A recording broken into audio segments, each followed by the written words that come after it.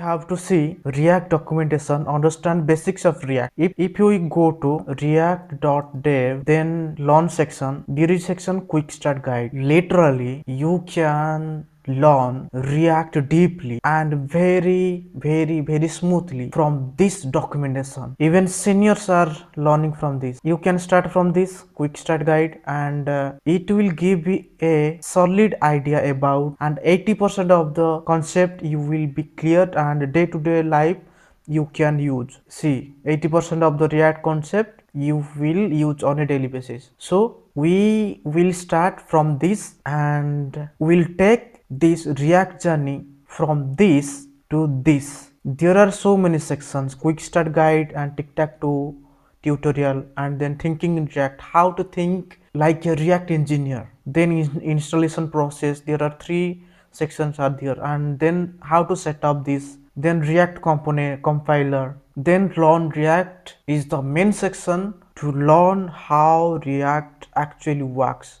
It is amazing journey to start.